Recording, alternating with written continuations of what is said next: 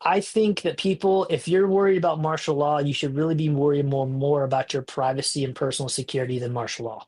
If martial law is a serious concern for you, you should really take the time to realize how much your privacy is violated on a day-to-day basis and start focusing how we change legislation on that before you start worrying about martial law. Because the thing is I don't need to put, Private Smuckatelli on a corner a to make a statement as to who's in charge. I just need to make people disappear, right? From a governmental standpoint.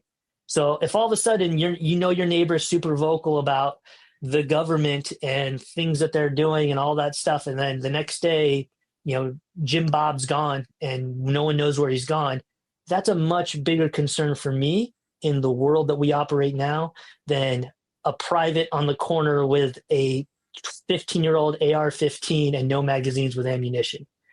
And that's where people need to change their mindset in terms of what real authority and totalitarianism looks like versus what we've been spoon fed through media and through our perception of what totalitarianism is.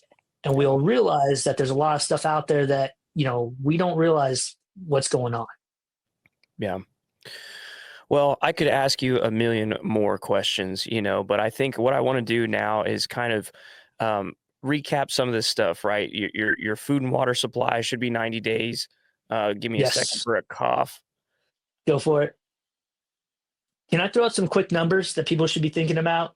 Yeah, stand by. I'm gonna lead you into that question. Okay.